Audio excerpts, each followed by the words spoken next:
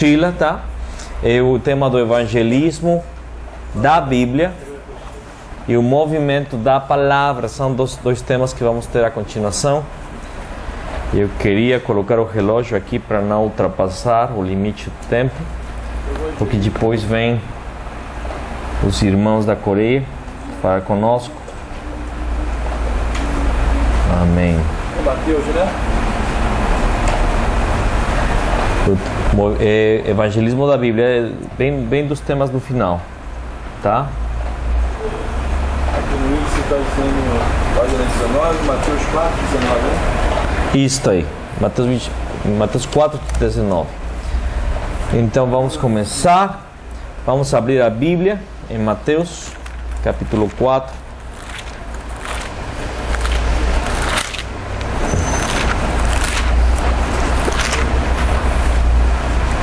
De versículo 19.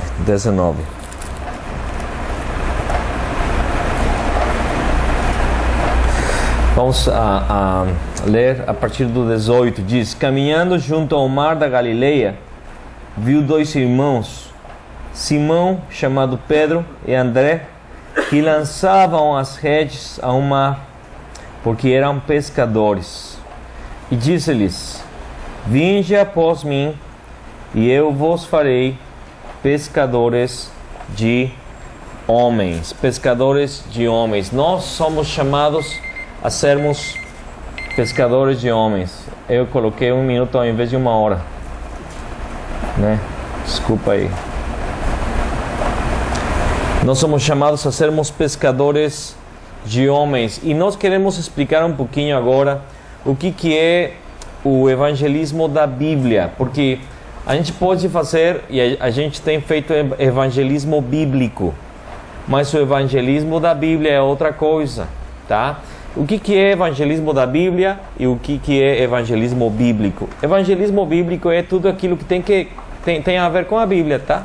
Ou seja, você pode falar da palavra, você pode contar o seu testemunho, a gente pode fazer show na rua, né? Show de gospel, louvorção lá, e fazer uma pregação no final, levar mímica, teatro, palhaços, tá? Fazer janta de casais, fazer movimento jovem de evangelismo, né? Fazer acampamento num retiro para as crianças, onde a gente vai apresentar coisas evangelísticas, tá? Tudo isso é bíblico e tá correto, tá certo, mas eu acho que nós vamos ter mais frutos se a gente se apegar ao evangelismo da Bíblia. O que significa? O que o Senhor mostra na palavra que a igreja fez, tá? O que a igreja fez. Isso está relatado no livro de Atos, tá? O Senhor falou para Pedro, para João, né? Ele falou para eles, para André e para Pedro, né? Vinde após mim e eu vos farei pescadores de homens. A gente tem perdido esse alvo, a gente tem perdido essa promessa, essa palavra, a gente tem perdido essa chamada do nosso Senhor de sermos pescadores de homens. O Senhor quer que nós encontremos as pessoas. A gente vai ver pela palavra como que a igreja fez, mas temos que nós falarmos do evangelismo do Antigo Testamento, porque uma coisa que achei muito interessante é que também no Antigo Testamento o Senhor esteve sempre fazendo o evangelismo. Deus Pai sempre tem evangelizado as nações. E nós vemos isso no movimento da Arca de Noé, né? Quando Noé, a palavra diz, Pedro fala dele que foi pregoeiro. Está correto, pregoeiro? Pregador da justiça. Noé, ele ficou pregando por mais de 100 anos, né? Pregando a palavra e dizendo para todas as pessoas da época dele que se arrependessem, que o Senhor estava enviando castigo, juízo, né? Que o Senhor ia derramar uma enchente, né? Uma chuva que ia encher a terra, ninguém ia ficar vivo, e o Noé esteve pregando. Ninguém deu bola para ele, ninguém fez caso, todo mundo fez descaso dele, mas ele esteve lá pregando, e junto com a pregação ele esteve preparando a arca, né? Foi uma arca bem grandona, né? e a família toda esteve envolvida nisto, mas por enquanto ele fazia a arca, ele estava evangelizando, ele estava pregando, ninguém acreditava, porque ele estava falando de uma coisa que ninguém conhecia, chuva, né? Somente tinha, como se chama? Orvalho, obrigado. Orvalho, somente tinha orvalho, não tinha chuva naquela época. Todo mundo ria dele, todo mundo zombava dele, mas Deus deu a oportunidade de todo mundo ouvir a pregação. O mundo todo foi evangelizado pelo Noé. E quando a arca foi acabada, né? O Noé, a sua família, né? E os animais entraram na arca, Deus fechou a porta com sua mão e a chuva começou, né? Mas nós podemos ver que esta palavra, Deus estava pregando, tem salvação somente através da arca, e nós sabemos quem é a arca. Muitas vezes temos mencionado esta história, mas a arca é Jesus o Cristo. A arca é a pessoa do Senhor Jesus. A arca simboliza, é uma figura, uma sombra da promessa que o Senhor ia enviar o seu Filho para nos dar salvação. E hoje nos encontramos nele. Amém? Outra forma de evangelismo mundial é a conquista de Canaã pelo Josué e o Caleb, né? Uma geração inteira ficou no deserto por mais de 40 anos, né? Eu quero que você me acompanhe a Números, de capítulo 14.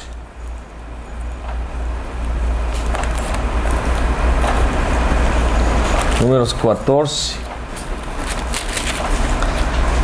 versículos 6 ao 9.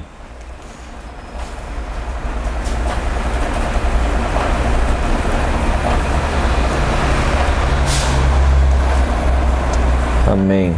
Diz: E Josué, filho de Nun, e Caleb, filho de Jefoné, dentre os que espiaram a terra, rasgaram as suas vestes e falaram a toda a congregação dos filhos de Israel, dizendo: a terra pelo meio da qual passamos a espiar é terra muitíssimo boa.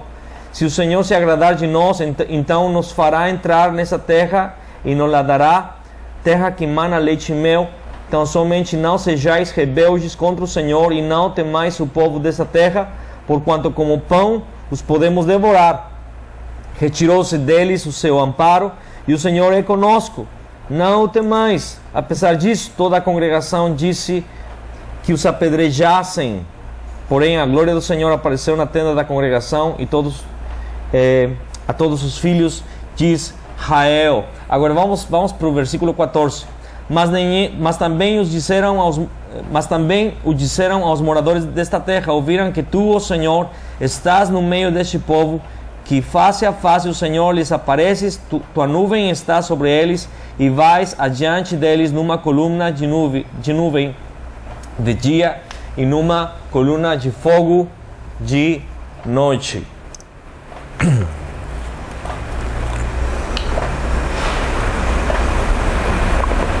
O que estamos querendo ver aqui? As nações em volta da nação de Israel, que estava peregrinando, que estava caminhando em direção a Canaã, todo mundo sabia que a presença de Deus estava com eles.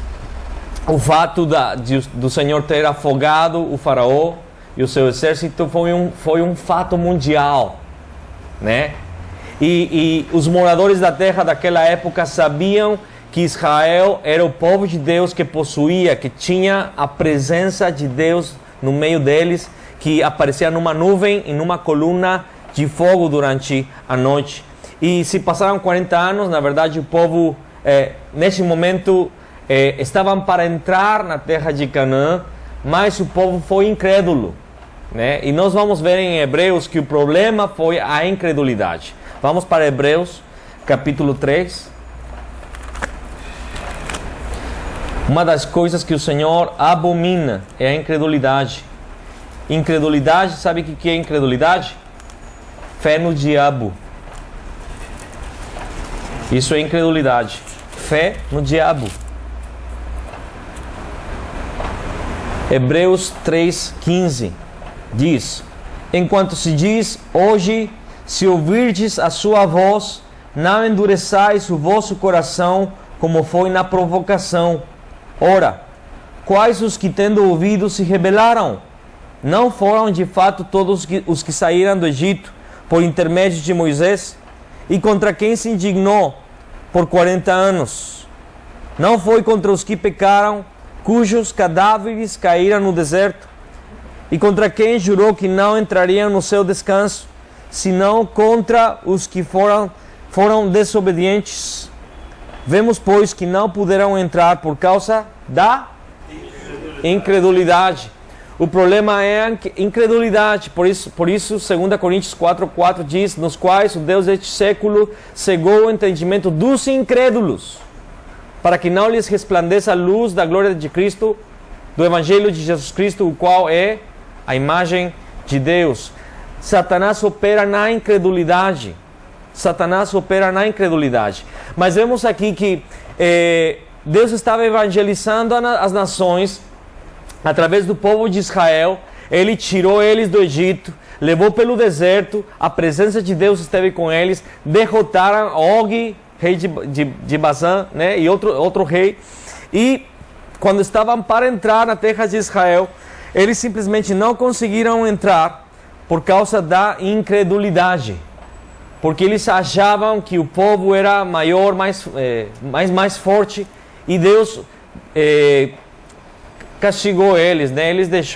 Deus deixou eles no deserto 40 anos. Mas houve uma hora que o povo chegou, né? De novo, 40 anos depois. Josué já é velho, Caleb já é bem velhinho, mas os dois continuavam no mesmo espírito. Caleb falou: eu tenho a mesma força que eu tinha quando eu tinha 40 anos, eu estou com 85 anos, mas eu estou com a mesma força e eu posso vencer os gigantes. Me dá aquela terra que eu espiei, né?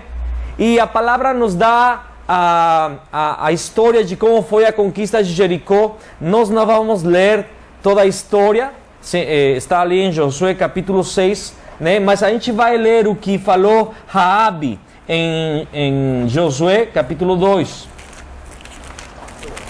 Josué, capítulo 2, no verso 9. Isto é o que Raabe falou para os espias. Maravilhoso. Diz, e lhes disse: bem sei que o Senhor vos deu esta terra, e que o pavor que infundis caiu sobre nós, e que todos os moradores da terra estão, como estavam? Desmaiados, porque temos ouvido que o Senhor secou as águas do Mar Vermelho diante de vós, quando saíeis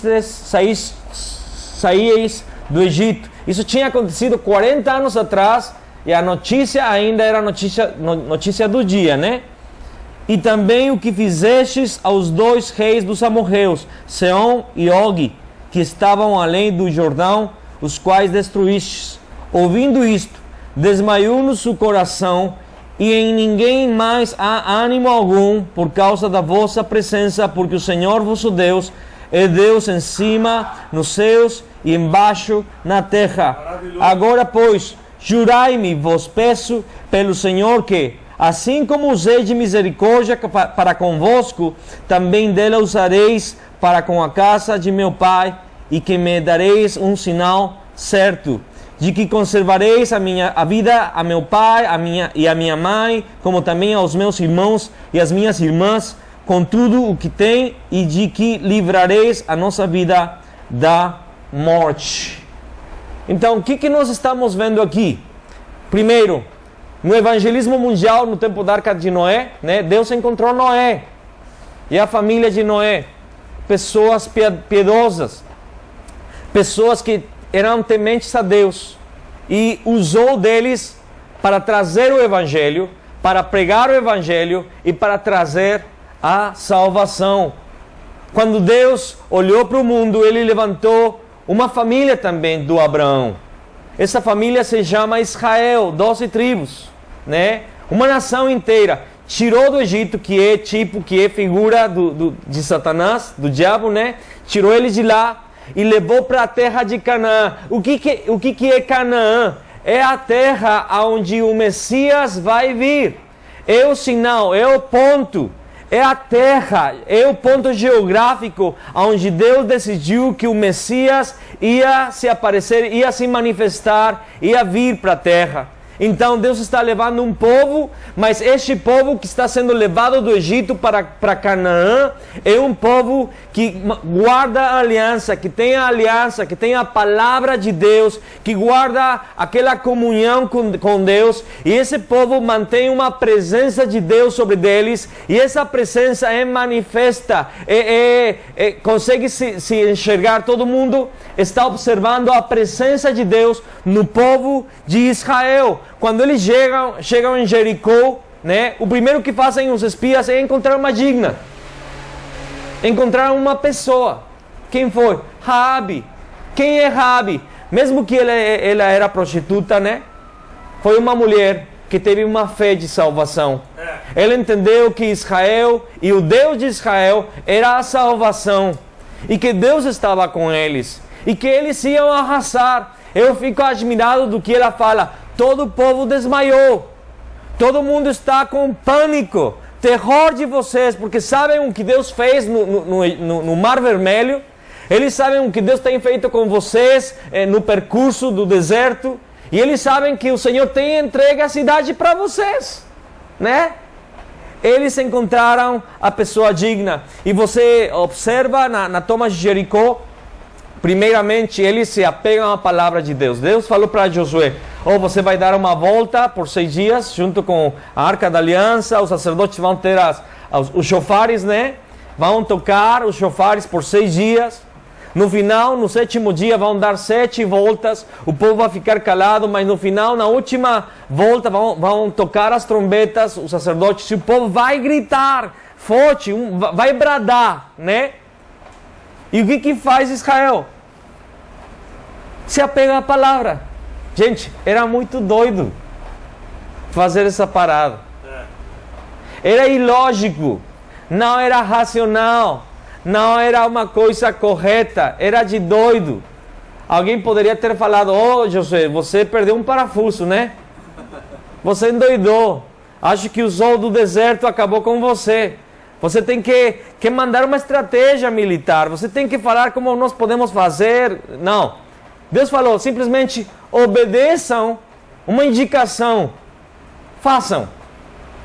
E o povo se apegou à palavra, né? Outra coisa, eles colocaram a Arca da Aliança, que simbolizava a presença de Deus, fala do pacto, fala da promessa, e eles encontraram a Raabe. Quem foi Raabe? Uma digna, uma mulher que teve a fé no Deus de Abraão, a fé no Deus do povo de Israel. Então nós vemos aqui o evangelismo do Antigo Testamento. Deus sempre tem feito evangelismo por toda a Bíblia. O evangelismo não é coisa nova do Novo Testamento. Deus sempre usou o povo de Israel para evangelizar as nações, para falar que tinha um Deus real, um Deus vivo. Todos os milagres no Egito, todos os milagres no deserto, o milagre da conquista foi a manifestação do Deus vivo no meio dos deuses falsos da terra. E Deus sempre deixou uma porta em Israel para todo aquele que quiser se ajuntar à fé do povo de Israel. Esse é o evangelismo do Antigo Testamento. E o evangelismo de Jesus é o ponto número 2, o evangelismo de Jesus. Como o Senhor Jesus fez o seu evangelismo, né? Nós encontramos esse evangelismo nos 4 evangelhos. Vamos para Mateus capítulo 10. Mateus 10.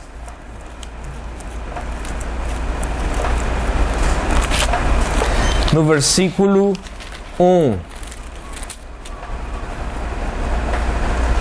Tendo chamado os seus 12 discípulos, deu-lhes Jesus autoridade sobre espíritos imundos para os expelir e para curar toda a sorte de doenças e enfermidades. Ora, os nomes dos 12 apóstolos são, e fala os nomes. Versículo 5. A estes 12 enviou Jesus, dando-lhes as seguintes instruções: não tomeis rumo aos gentios, nem entreis em cidades de samaritanos, mas de preferência procurai as ovelhas perdidas da casa de Israel, e à medida que seguirdes, pregai que está próximo o reino dos céus. curai enfermos, ressuscitai mortos, purificai leprosos, expeli demônios, de graça recebestes, de graça dai. Não vos provereis de ouro, nem de prata, nem de cobre nos vossos cintos, nem de alforje para o caminho, nem de duas túnicas, nem de sandálias, nem de bordão, porque digno é o trabalhador do seu alimento. E em qualquer cidade ou povoado em que entrardes, indagai, escuta ali, versículo 11, é chave aí. Indagai quem neles é digno. Fala comigo, digno. Quem deles é digno, e aí ficai até vos retirardes. Ao entrardes na casa, saudai-a. Se com efeito a casa for digna, venha sobre ela a vossa paz. Se porém não o for, torne para vós outros a vossa paz. Se alguém não vos receber, nem ouvir as vossas palavras, ao sairdes daquela casa ou daquela cidade, sacudi o pó dos vossos pés. Em verdade vos digo que menos rigor haverá para Sodoma e Gomorra no dia do juízo do que para aquela cidade. Então, Jesus levanta, vamos ver como Jesus fez o evangelismo. Jesus levanta 12. Esses 12 tinham a palavra, né? Tinham um pacto de Jesus, tinham a aliança de Jesus. Enviou eles de 2 em 2 e ele falou para eles: vão para as cidades, não procuram os gentios, vai para as ovelhas perdidas da casa de Israel e procura a pessoa digna. Isso é chave no evangelismo da Bíblia. No evangelismo bíblico você pode fazer campanha, você pode fazer show, tudo isso é legal, mas o resultado é um. Mas quando você se apega ao evangelismo da palavra, a chave é procurar o digno, a digna, a família digna, a pessoa digna. E o que nós estamos fazendo aqui? O que nós estamos fazendo no Rio é procurar os dignos, as pessoas que vão abraçar a palavra, vão abraçar este pacto, o pacto do evangelismo, da evangelização mundial. Então, e também diz, se alguém não receber, então sacode o pó e vai embora. E eu tenho visto os irmãos da Coreia fazer isso. O pessoal não dá bola, tudo bem, obrigado, vamos lá, procurar o próximo. A gente não vai se deter, a gente não vai tentar convencer. No passado era convencer, mas você tem que entender. Não, mas me deixa falar de novo. E a gente falava 4, 5, 6 vezes, né? E o pessoal ficava aborrecido e até inimigo de você, né? Mas eu quero te convencer, vamos lá, é que assim, vai para a igreja, vai para a festa, vai para a reunião dos caras, vai. E a pessoa não quer, não é a pessoa.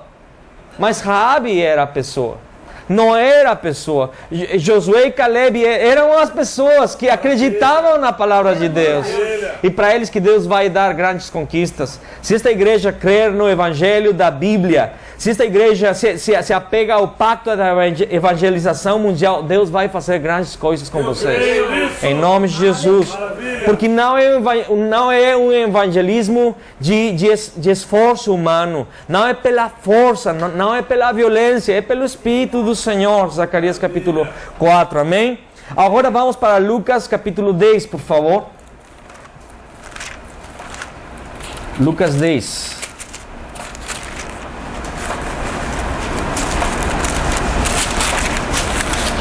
Versículo do 1 ao 20, a gente vai ler apenas uns versículos. Depois disto, o Senhor designou outros 70. Então, aqui tínhamos visto que ele pegou 12 pessoas, mas agora ele pega 70. Muitos acreditam que eram discípulos de João, que acabou de ser decapitado, tá? Então, e os enviou de 2 em 2 para que o precedessem em cada cidade e lugar onde ele estava para ir. Ele lhes fez a seguinte advertência. Vamos ver as instruções de Jesus. A seara é grande, mas os trabalhadores são poucos. Rogai, pois, ao Senhor da seara que mande trabalhadores para a sua seara. Ide, eis que eu vos envio como cordeiros para o meio de lobos. Não leveis bolsa, nem alforje, nem sandálias, e a ninguém saúdes pelo caminho. Ao entrardes numa casa, dizei antes de tudo, paz seja nesta casa. Se houver ali, agora fala comigo, repete, um filho da paz. Um filho da paz. Amém. Essa é a chave. O digno também é chamado de filho da paz. Repousará sobre ele a vossa paz, se não houver, ela voltará sobre vosotros, sobre vós. Então, nós vemos aqui também o mesmo princípio. Jesus não fugiu do princípio que ele tinha colocado para os 12. Então, vão lá, mas entra numa casa, Sayudaia. O que significa isso? Oi, bom dia, tudo bem? Show de bola. Como está o senhor? Como está a senhora? Ó de casa. Nós falamos assim aqui também. Ó de casa. Ó de casa. Tudo bem. Como nós podemos traduzir isso para os nossos dias? Boa tarde. Gostaria você que eu falasse do Evangelho para a senhora? Poderia eu gastar 5 minutos com você falando da palavra de Deus? É procurar o digno, a pessoa de paz. Tem elas. Essas pessoas estão no Rio de Janeiro. Aleluia. Essas pessoas estão em volta desta igreja. Tem pessoas de paz, tem pessoas dignas. Até pode ser uma prostituta. Como foi Raabe. O menosprezado, o que ninguém quer, o que todo mundo jogou fora. Pode ser essa pessoa, a pessoa digna. Estão ali, amém? Agora, vamos reforçar este princípio de Jesus, porque esteve também não somente no direcionamento que deu para os 12, para os 70, mas nas parábolas, ele falou deste princípio. Vamos para Mateus capítulo 13. Mateus 13, ou 13, perdão, é 13, né? 13. Obrigado. Eu às vezes confundo o som de Z e C, não sei onde colocar. Aí eu troco, né? Mateus 13, versículo 1 diz: Naquele mesmo dia, saindo Jesus de casa, assentou-se à beira do mar, e grandes multidões se reuniram perto dele, de modo que entrou num barco e se assentou, e toda a multidão estava em pé na praia. E de muitas coisas lhes falou por parábolas e dizia: Eis que o semeador saiu a semear. Eu fico surpreso, eu fico bem impressionado, porque as pregações de Jesus, escuta só, se você como pregador, pastor Carlos, pastor Marcelo, né? Se você como pregador tem a oportunidade de estar na frente de multidões, o que a gente faz? Eu vou puxar aquela pregação escatológica. Eu vou deixar eles assim, com o queixo caído, né? Que eles fiquem surpresos, que eles fiquem admirados, que eles saibam que eu sou o cancancan, né? Aqui da parada. Bambambam, desculpa. Cancancan é outra coisa já. Então, mas Jesus falou da parábola, né, do semeador. O semeador saiu para sembrar. E ao semear, uma parte caiu à beira do caminho, e vindo as aves, a comeram. Outra parte caiu em solo rochoso, outra onde a terra era pouca, e logo nasceu, visto não ser profunda a terra. Saindo, porém, o sol a queimou, e porque não tinha raiz, secou-se. Outra caiu entre os espinhos, e os espinhos cresceram e sufocaram. Outra, enfim, caiu em boa terra, e deu fruto, a 100, a 60 e a 30 por 1. Quem tem ouvidos para ouvir, ouça. Ele dá a explicação, você conhece, a gente não vai gastar muito tempo ali, mas o que Jesus está falando? Jesus está falando de um princípio. Há 4 tipos de terra. Tem pessoas que escutam a palavra e não dão bola. A palavra foge, as aves vêm e comem. Vêm nos nossos cultos, escutam a palavra, mas eles saem rápido e não voltam mais. Tem pessoas que a semente cai em solo rochoso, né? São pessoas que vêm às provações, depois escutam a palavra, né? Dá fruto, mas a prova para com o processo, né? Outra cai no meio de espinhos, abrolhos, né? Os afãs, os desejos da vida, o amor pelo mundo afastam essas pessoas. Mas tem a semente que cai em terra boa e dá fruto a 100, a 30, a 60 e a 100 por 1. E diz: o que tem ouvidos para ouvir, ouça. Do que está falando? Do que os pastores temos feito ultimamente, né? Os pastores têm se esforçado por limpar a terra, né? Tirar as pedras, tirar os espinhos, tirar os abrolhos, fazer de tudo para que qualquer um escute o Evangelho. Mas na verdade o Evangelho da Bíblia, o evangelismo da Bíblia é procurar os dignos. Tem uma terra que é boa. Tem pessoas dignas que no momento de você começar a falar, eles vão abrir seu coração e o Espírito Santo vai começar a agir de forma rápida, de forma tremenda. Eu tenho visto isso na congregação. Quanto tempo eu gastei em gabinete para pessoas que vinham com seus problemas e na verdade vinham não para procurar Jesus, não para procurar Deus, não para buscar a vontade do Pai, vinham para resolver o seu problema, né? Na verdade a gente era pai de santo, né? Aí a gente gasta um monte de tempo, mas são pessoas que são pedras, que são espinhos, ou junto do caminho. Mas eu tenho recebido, acolhido pessoas que chegam e eles realmente são terra boa, são dignos, são as pessoas de paz. E eles, quando escutaram o Evangelho, entenderam que sua vida era do Senhor e que, mesmo tendo problemas, isso não importava mais. O importante é que Jesus é o Cristo, o Senhor das suas vidas, o seu Salvador, que os seus problemas estavam resolvidos. E essas pessoas estão dando fruto. Agora eu estava mostrando para o pastor, né? O pastor Bermudes. Pessoas novas na igreja que estão ali no WhatsApp da igreja. Irmãos, orem por mim, porque eu falei para a vizinha, eu falei que eu queria ter um movimento da palavra com ela, e falei para ela, mas ela já convidou outra pessoa, e a outra pessoa convidou outra, e já tenho 5 pessoas, estou muito nervosa, porque eu não sei se vou dar o estudo bem, mas ora por mim. Pessoas novas, boa terra, já estão dando fruto, assim, ó, assim. E as outras não querem. Eu não vou gastar mais meu tempo. Eu vou amar, eu vou orar, eu vou pregar, eu vou cuidar, sim. Mas meu tempo vai ser gasto nas pessoas dignas. Amém? Depois vem a parábola do joio. Mateus 13, 24 ou 30, né? Diz que os semeadores, né? Os caras da seara, os obreiros da seara foram plantar o trigo. Mas durante a noite um inimigo foi e semeou o joio. Não é? E começou a crescer. Quando eles viram aquilo, foram com o dono do lugar e falaram: teu inimigo plantou joio. O que quer que a gente faça? A gente arranca? Não arranca, não, porque você vai maltratar o trigo. Deixa que cresçam no final da seara. O que significa? Que no meio dos ministérios vai ter joio. Tem muitas pessoas que são joio. Mas a gente sabe, o joio se distingue por 2 coisas. Quando vai crescendo, fica de uma cor escura e não dá fruto. Isso acontece nas nossas igrejas. Tem pessoas que vão ficando escuras cada vez mais e não dão fruto. Mas o verdadeiro fruto, ele é branco, ele manifesta ser e ele começa a dar fruto no momento certo.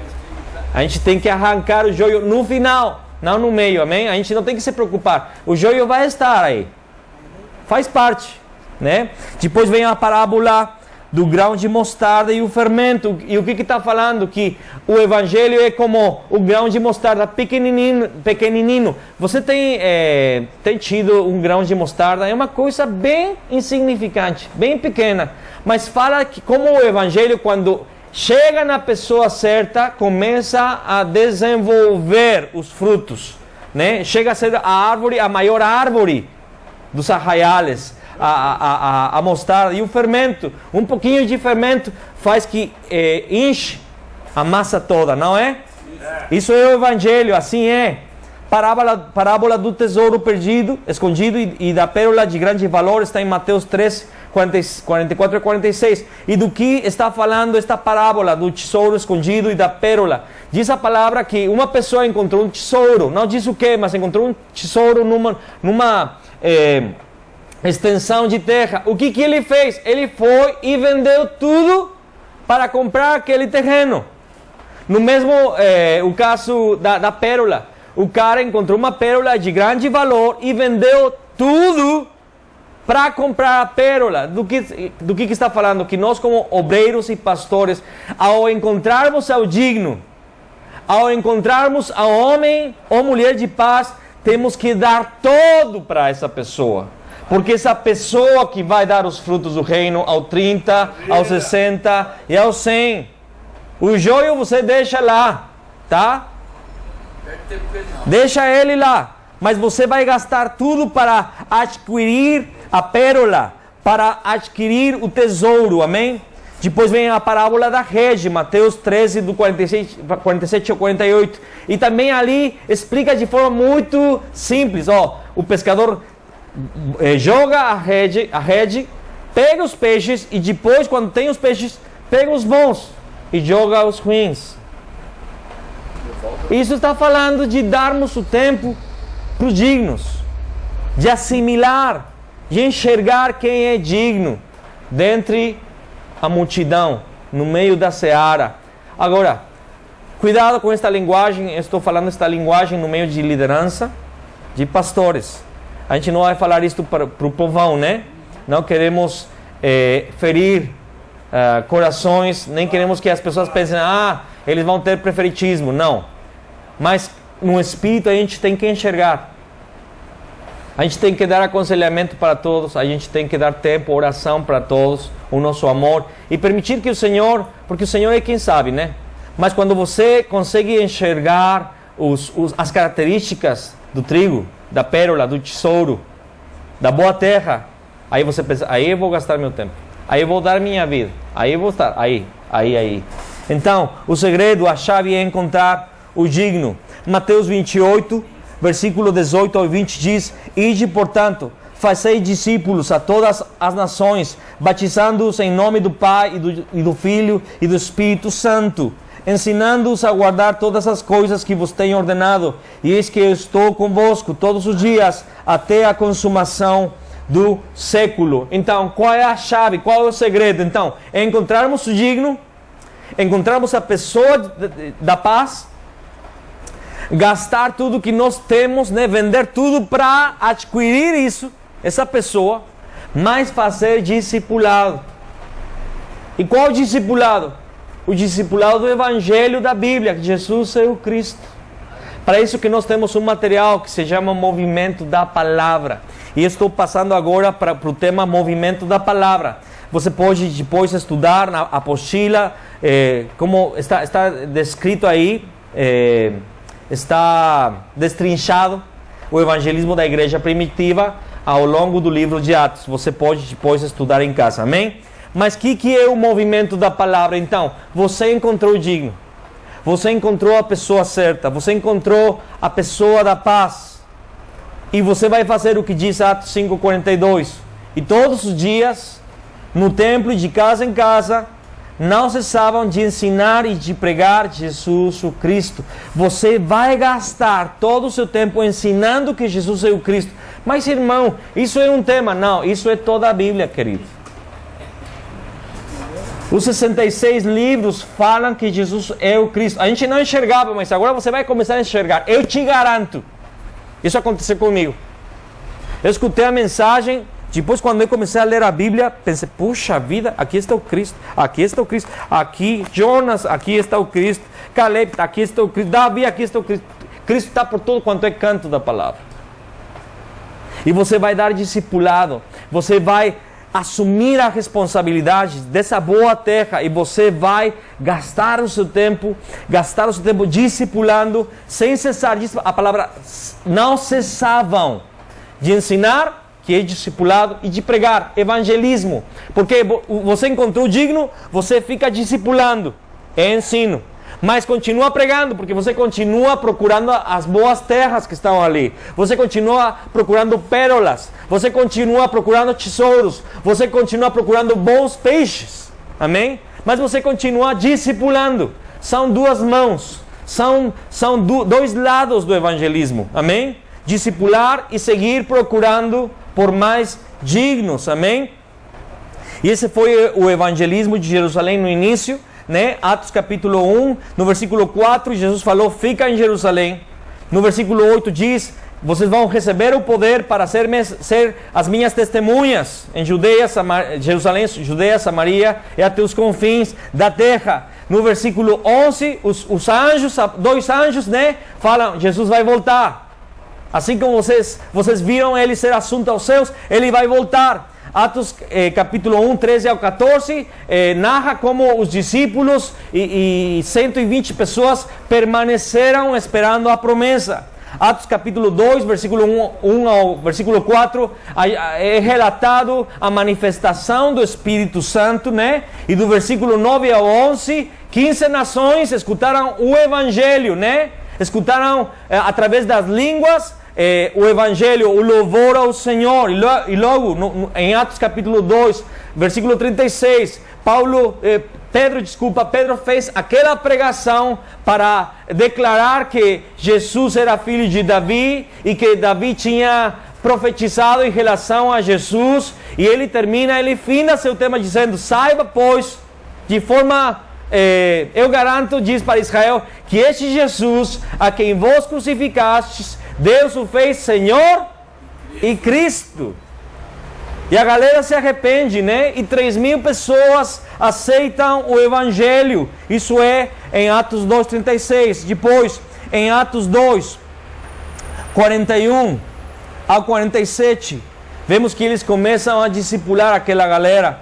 Em Atos 3, versículo 1 ao 10, na porta chamada Formosa, um coxo é curado e Pedro começa a pregar por causa do sinal, e 5.000 varões, eles aceitam o Evangelho.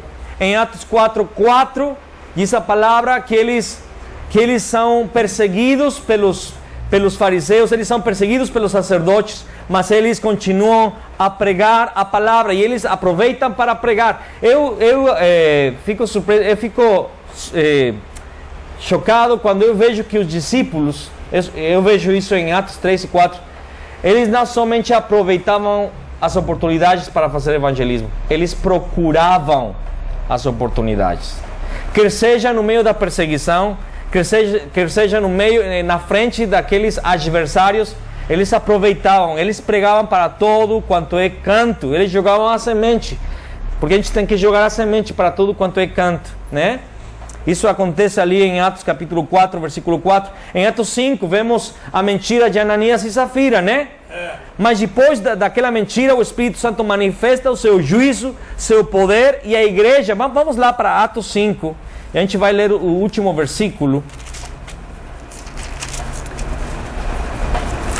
Atos 5, estava em Mateus.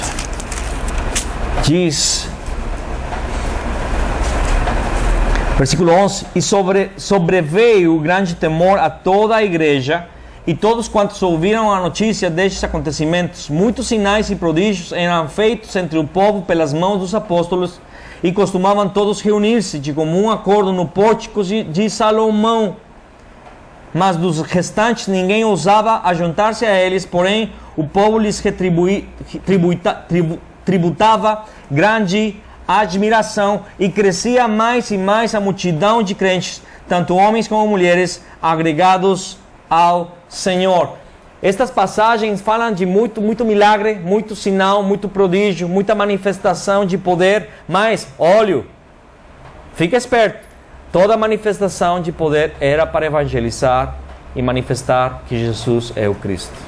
Eles não perdiam o foco, eles não ficavam todos assim empolgados com as curas, com a manifestação do poder, como foi aqui, o juízo de Deus sobre Ananias e Safira. Não, eles aproveitavam para falar que Jesus é o Cristo, que Jesus é o Senhor. E em Atos capítulo 6, versículo 1 ao 7, fala da instituição de diáconos, né?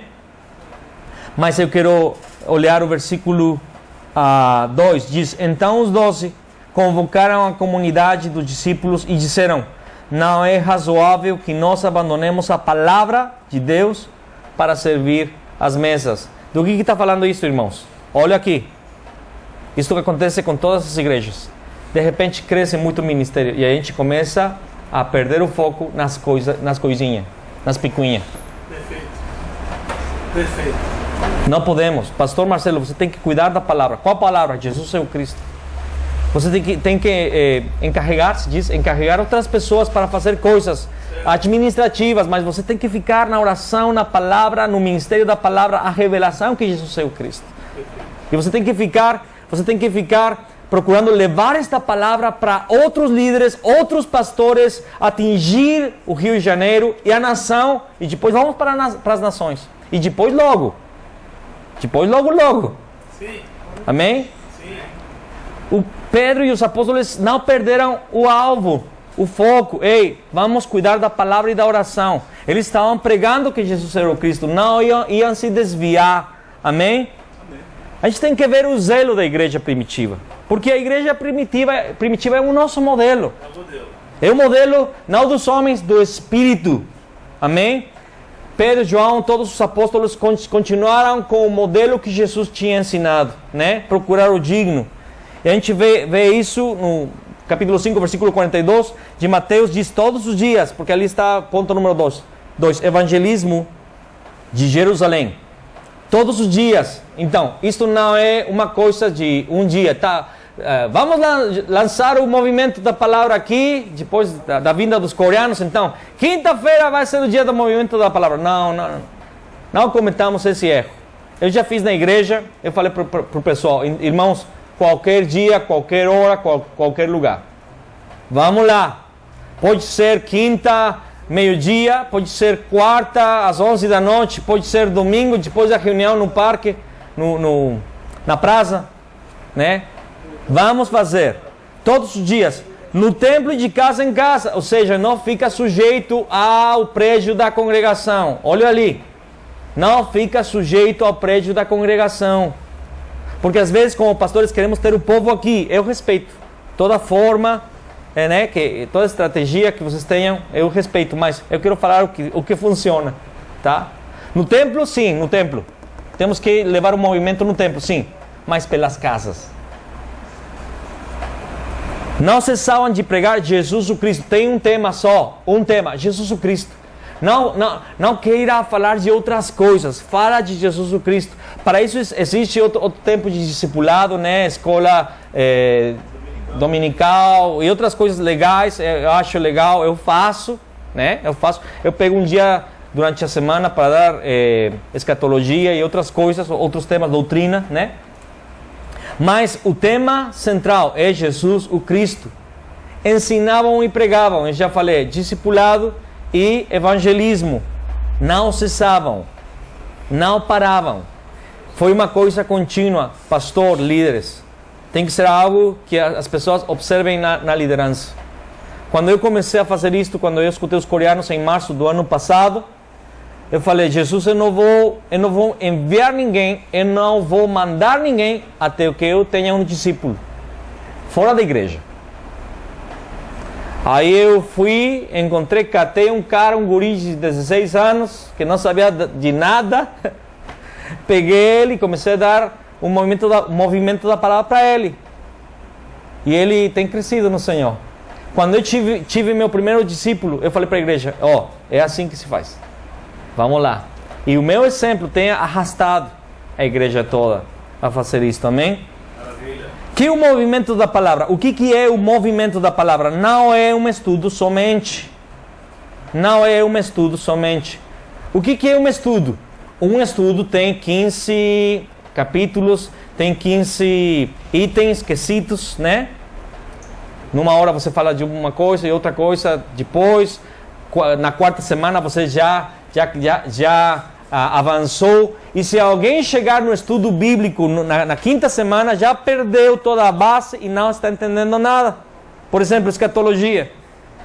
Eu falei para o pessoal, eu não consigo, se você não vai vir nas primeiras 3 aulas, não se apareça depois, porque não vai entender nada. Porque é um estudo. Mas o movimento da palavra não é um estudo, é explicar que Jesus é o Cristo toda vez. Então, se uma pessoa não chegou, não entrou nas primeiras 5 aulas, 5 reuniões, desculpa, na sexta, na sétima, na 12ª, ele vai escutar a mesma mensagem numa outra parte da Escritura, mas ele vai escutar que Jesus é o Cristo. No final, temos um material, são 33 lições do movimento da palavra, mas os irmãos já fizeram 25 lições mais, ou seja, que nós temos 58 lições do movimento da palavra para termos uma lição por semana, ou seja, a gente pode dar essa lição durante mais de um ano para uma pessoa. E toda semana ele vai estar escutando: Jesus é o Cristo, Jesus é o Cristo. Por quê? Porque essa é a encomenda, esse é o mandato, né? E porque isso é que vai gerar vida. E cada tema tem muitos aspectos da palavra que ele vai crescer. Uma coisa interessante, eu estou falando do tema aqui, eu já estou testemunhando do que o Senhor tem feito conosco. O que é que acontece? O pessoal que está fazendo o movimento da palavra parou de ser ouvinte a ser ator principal, né? Ator praticante, coadjuvante. Obrigado. E as pessoas que davam trabalho agora estão trabalhando. Porque, como disse o pastor Daniel, lá de Minas Gerais, quem não trabalha, dá trabalho. Quem não trabalha, dá trabalho. E é legal, porque não somente trabalham, eles começam a crescer espiritualmente, começam a amadurecer. E quando eles começam a dar o movimento da palavra, esta palavra que Jesus é o Cristo, traz vida para eles e começam a entender uma coisa bem importante, que os seus problemas não são mais problemas. Que Jesus resolveu tudo na cruz. Que o Cristo é o Rei que venceu Satanás. Que o Cristo é o sacerdote que pagou os nossos pecados. Que o Cristo é o profeta que nos reconciliou com o Pai e abriu o caminho. E eles amadurecem, eles crescem, eles começam a dar sua vida por esta mensagem. E eles começam a ser os seus ajudadores. Eles começam a pegar junto, né? Eles vestem a camiseta. A camisa. Obrigado. Eles botam a camisa. E o Espírito Santo começa a levar eles para além daquilo que eles faziam, daquilo que eles eram. O que é o movimento da palavra? Não é um estudo somente, é explicar que Jesus é o Cristo. Qual é o evangelismo sem fruto? Só um movimento de aceitação. Temos na nossa igreja, geralmente, muitas pessoas que aceitam o Evangelho. Aceitam. Estou com você, pastor. Aceito. Eu acredito, sim. Mas não fazem nada. Isso não é o Evangelho. Isso é uma cilada. Isso é uma cilada. Por quê? Porque crer, escuta, irmão, crer é fazer. Se você diz que crê, mas não faz, você não está crendo. Você está aceitando, mas não está crendo. Crer é fazer. E quando alguém crê, então aquela semente dá fruto e começa a gerar a paixão por Jesus Cristo e a paixão por dar a conhecer este Evangelho a todas as pessoas. Amém? Qual é o núcleo? São os obreiros. São os dignos, encontrar os dignos. Mateus capítulo 9, versículo 13 ao 16. Atos 9, versículo 13 ao 16. Está mal, eu acho. Aqui está 19. Mateus 9. Ok. Estou no núcleo. Vamos ver. Presta para mim? Não, está mal. É 9. Vamos para Atos 9. Atos 9. Está errado aí. Desculpa aí. O erro então é meu. Tá. Tem um pequeno erro. É um que está errado. Tá? Diz: Ananias, porém, respondeu: Senhor, de muitos tenho ouvido a respeito desse homem, quantos males tem feito aos teus santos em Jerusalém. E para aqui trouxe autorização dos principais sacerdotes, para prender a todos os que invocam o teu nome. Mas o Senhor lhe disse: vai, porque este é para mim um instrumento escolhido para levar o meu nome perante os gentios, os reis, bem como perante os filhos de Israel. Pois eu lhe mostrarei quanto lhe importa sofrer pelo meu nome. Então Ananias falou: Senhor, por que você está me enviando para aquele homicida? Vai me matar. Ele é um perseguidor da igreja. Deus falou: não, ele é um instrumento útil. Tem pessoas lá fora que são instrumentos úteis, que o Senhor quer usar, e o Senhor vai te enviar. São dignos. Escuta só, Paulo era um digno só que nem ele, nem a igreja sabiam. Você vai encontrar dignos até onde você não imagina. E o perfil não era. O perfil não é. O perfil não é. Mas são. E o Espírito Santo vai te enviar. Fala com aquele de cara, aquele marrento, aquele cara duro, né? Vai com ele. E depois você vai ver o que essa pessoa, mulher ou homem, vai fazer. O núcleo da mensagem deve ser proclamado cada ocasião. Se você falou de tudo menos de Jesus Cristo, você não fez o movimento da palavra. Tá? Você tem que falar que Jesus é o Cristo. Isso é o núcleo. A mensagem tem que ser proclamada. Horário. Aquele horário que a pessoa pode. Pode ser num lugar fixo. Pode ser se movendo. Os coreanos levaram o movimento da palavra para as universidades, né? Com os estudantes. Imagino que fosse também nos quartos onde eles moravam, né? Nos apartamentos que eles estavam. Mas minha esposa está levando o movimento da palavra. Ela pega um cubo, tá? Vai para a rua, senta na calçada com os velhinhos que ficam ali, e ali dá um movimento toda a terça e toda a quinta-feira. E os velhinhos estão chamando pessoas do bairro todo. E o movimento da palavra no meu bairro está sendo pregado por minha mulher, lá no bairro. Começou com um velhinho de 90 anos. O cara aceitou, ela falou, você quer escutar o evangelho? E ele falou, quero. Assim, quero. E começou. Agora são 2 velhinhos. E já eles contataram minha mulher com mulheres do bairro que querem ouvir a palavra, glórias a Deus. É diferente de um estudo bíblico e é benéfico. O que é benéfico ao movimento da palavra? Os não crentes. Procura os não crentes, tá? Os novos crentes também. Pessoas que acabam de começar. Comissionados, você tem que levantar um grupo de comissionados, pessoas que peguem junto, tá? Isso tem que ser um movimento da congregação, da igreja para o Rio de Janeiro e gerar discípulos, amém? Isso tem gerado muita vida no nosso ministério. Não é um método, é a vida da igreja. É a substância, a essência da igreja. Irmãos, não é um método, é a essência da igreja. A igreja tem que ser proclamadora do Evangelho de Jesus o Cristo. Amém? Então, vamos para a segunda sessão, tá? Não sei. Direito, vamos ter um recesso de quanto tempo, Mu? Chila, tá? É o tema do evangelismo da Bíblia e o movimento da palavra. São dois temas que vamos ter a continuação. Eu queria colocar o relógio aqui para não ultrapassar o limite do tempo, porque depois vem os irmãos da Coreia para conosco. Amém. Mateus, né? Evangelismo da Bíblia é bem dos temas do final, tá? Aqui no índice está dizendo página 19, Mateus 4, 19, né? Isso aí, Mateus 4, 19.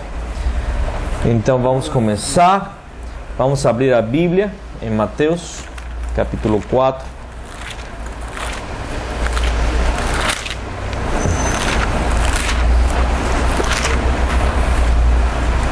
De versículo 19.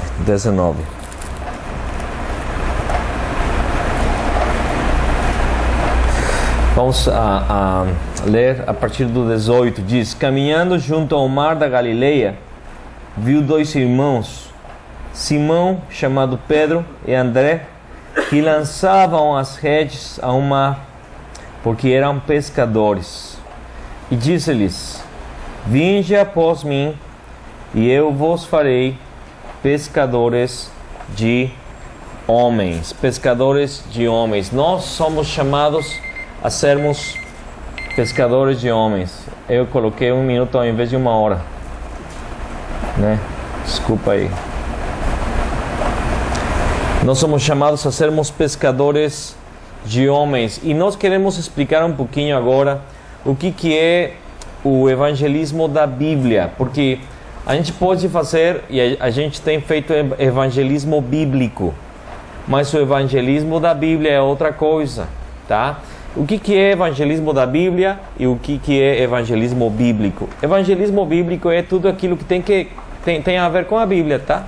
Ou seja, você pode falar da palavra, você pode contar o seu testemunho, a gente pode fazer show na rua, né? Show de gospel, louvorção lá, e fazer uma pregação no final, levar mímica, teatro, palhaços, tá? Fazer janta de casais, fazer movimento jovem de evangelismo, né? Fazer acampamento num retiro para as crianças, onde a gente vai apresentar coisas evangelísticas, tá? Tudo isso é bíblico e tá correto, tá certo, mas eu acho que nós vamos ter mais frutos se a gente se apegar ao evangelismo da Bíblia. O que significa? O que o Senhor mostra na palavra que a igreja fez, tá? O que a igreja fez. Isso está relatado no livro de Atos, tá? O Senhor falou para Pedro, para João, né? Ele falou para eles, para André e para Pedro, né? Vinde após mim e eu vos farei pescadores de homens. A gente tem perdido esse alvo, a gente tem perdido essa promessa, essa palavra. A gente tem perdido essa chamada do nosso Senhor de sermos pescadores de homens. O Senhor quer que nós encontremos as pessoas. A gente vai ver pela palavra como que a igreja fez. Mas temos que nós falarmos do evangelismo do Antigo Testamento, porque uma coisa que achei muito interessante é que também no Antigo Testamento o Senhor esteve sempre fazendo o evangelismo. Deus Pai sempre tem evangelizado as nações. E nós vemos isso no movimento da Arca de Noé, né? Quando Noé, a palavra diz, Pedro fala dele que foi pregoeiro, está correto, pregoeiro, pregador da justiça. Noé, ele ficou pregando por mais de 100 anos, né? Pregando a palavra e dizendo para todas as pessoas da época dele que se arrependessem, que o Senhor estava enviando castigo, juízo, né? Que o Senhor ia derramar uma enchente, né? Uma chuva que ia encher a terra, ninguém ia ficar vivo, e o Noé esteve pregando. Ninguém deu bola para ele, ninguém fez caso, todo mundo fez descaso dele, mas ele esteve lá pregando, e junto com a pregação ele esteve preparando a arca, né? Foi uma arca bem grandona, né? E a família toda esteve envolvida nisto, mas por enquanto ele fazia a arca, ele estava evangelizando, ele estava pregando, ninguém acreditava, porque ele estava falando de uma coisa que ninguém conhecia, chuva, né? Somente tinha, como se chama? Orvalho, obrigado. Orvalho, somente tinha orvalho, não tinha chuva naquela época. Todo mundo ria dele, todo mundo zombava dele, mas Deus deu a oportunidade de todo mundo ouvir a pregação. O mundo todo foi evangelizado pelo Noé. E quando a arca foi acabada, né? O Noé, a sua família, né? E os animais entraram na arca. Deus fechou a porta com sua mão e a chuva começou, né? Mas nós podemos ver que esta palavra, Deus estava pregando, tem salvação somente através da arca. E nós sabemos quem é a arca. Muitas vezes temos mencionado esta história, mas a arca é Jesus o Cristo. A arca é a pessoa do Senhor Jesus. A arca simboliza, é uma figura, uma sombra da promessa que o Senhor ia enviar o seu Filho para nos dar salvação. E hoje nos encontramos nele. Amém? Outra forma de evangelismo mundial é a conquista de Canaã pelo Josué e o Caleb, né? Uma geração inteira ficou no deserto por mais de 40 anos, né? Eu quero que você me acompanhe a Números, de capítulo 14.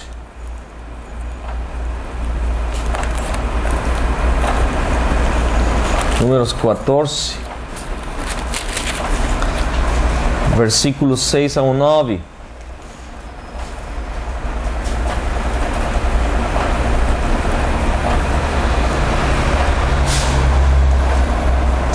Amém. Diz: E Josué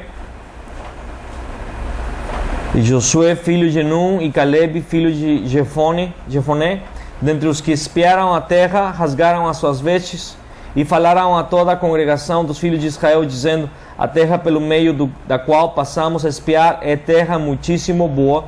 Se o Senhor se agradar de nós, então nos fará entrar nessa terra e nos la dará, terra que mana leite e mel. Então somente não sejais rebeldes contra o Senhor e não temais o povo dessa terra, porquanto como pão os podemos devorar. Retirou-se deles o seu amparo, e o Senhor é conosco. Não o temais. Apesar disso, toda a congregação disse que os apedrejassem. Porém, a glória do Senhor apareceu na tenda da congregação e a todos os filhos de Israel. Agora vamos para o versículo 14. Mas também o disseram aos moradores desta terra: ouviram que tu, ó Senhor, estás no meio deste povo, que face a face o Senhor lhes apareces, tua nuvem está sobre eles, e vais adiante deles numa coluna de nuvem de dia e numa coluna de fogo de noite.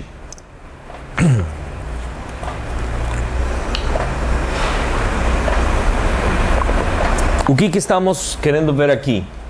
As nações em volta da nação de Israel, que estava peregrinando, que estava caminhando em direção a Canaã, todo mundo sabia que a presença de Deus estava com eles. O fato do Senhor ter afogado o faraó e o seu exército foi um fato mundial, né? E os moradores da terra daquela época sabiam que Israel era o povo de Deus que possuía, que tinha a presença de Deus no meio deles, que aparecia numa nuvem e numa coluna de fogo durante a noite. E se passaram 40 anos, na verdade o povo, nesse momento, estavam para entrar na terra de Canaã, mas o povo foi incrédulo, né? E nós vamos ver em Hebreus que o problema foi a incredulidade. Vamos para Hebreus, capítulo 3. Uma das coisas que o Senhor abomina é a incredulidade. Incredulidade, sabe o que é incredulidade? Fé no diabo. Isso é incredulidade. Fé no diabo. Hebreus 3,15 diz: enquanto se diz hoje, se ouvirdes a sua voz, não endureçais o vosso coração, como foi na provocação. Ora, quais os que tendo ouvido se rebelaram? Não foram de fato todos os que saíram do Egito por intermédio de Moisés? E contra quem se indignou por 40 anos? Não foi contra os que pecaram, cujos cadáveres caíram no deserto?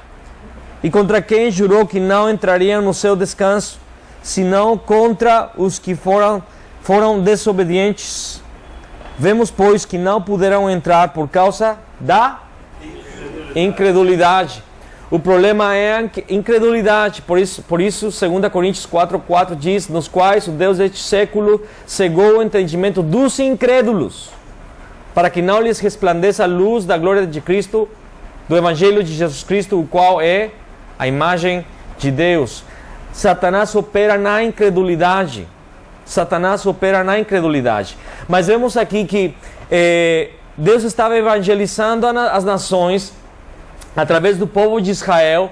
Ele tirou eles do Egito, levou pelo deserto, a presença de Deus esteve com eles, derrotaram Og, rei de Bazã, né, e outro rei. E quando estavam para entrar na terra de Israel, eles simplesmente não conseguiram entrar por causa da incredulidade. Porque eles achavam que o povo era maior, mais forte, e Deus castigou eles, né? Deus deixou eles no deserto 40 anos. Mas houve uma hora que o povo chegou, né? De novo, 40 anos depois. Josué já é velho, Caleb já é bem velhinho, mas os dois continuavam no mesmo espírito. Caleb falou: eu tenho a mesma força que eu tinha quando eu tinha 40 anos, eu estou com 85 anos, mas eu estou com a mesma força e eu posso vencer os gigantes. Me dá aquela terra que eu espiei, né? E a palavra nos dá a história de como foi a conquista de Jericó. Nós não vamos ler toda a história, está ali em Josué capítulo 6, né? Mas a gente vai ler o que falou Raabe em Josué capítulo 2. Josué capítulo 2, no verso 9. Isto é o que Raabe falou para os espias. Maravilhoso. Diz, e lhes disse: bem sei que o Senhor vos deu esta terra, e que o pavor que infundis caiu sobre nós, e que todos os moradores da terra estão, como estavam? Desmaiados. Porque temos ouvido que o Senhor secou as águas do Mar Vermelho diante de vós, quando saíeis do Egito. Isso tinha acontecido 40 anos atrás, e a notícia ainda era notícia do dia, né? E também o que fizestes aos 2 reis dos amorreus, Seom e Og, que estavam além do Jordão, os quais destruístes.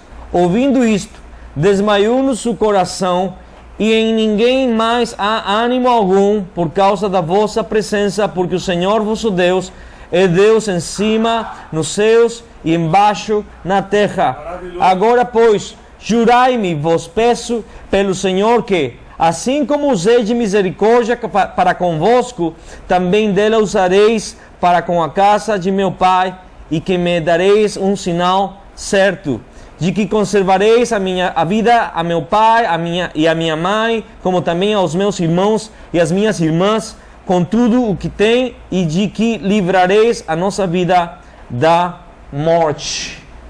Então, o que nós estamos vendo aqui? Primeiro, no evangelismo mundial, no tempo da Arca de Noé, né, Deus encontrou Noé e a família de Noé, pessoas piedosas, pessoas que eram tementes a Deus, e usou deles para trazer o evangelho, para pregar o evangelho e para trazer a salvação. Quando Deus olhou para o mundo, Ele levantou uma família também do Abraão. Essa família se chama Israel, 12 tribos, né? Uma nação inteira. Tirou do Egito, que é figura de Satanás, do diabo, né? Tirou eles de lá e levou para a terra de Canaã. O que é Canaã? É a terra onde o Messias vai vir. É o sinal, é o ponto. É a terra, é o ponto geográfico onde Deus decidiu que o Messias ia se aparecer, ia se manifestar, ia vir para a terra.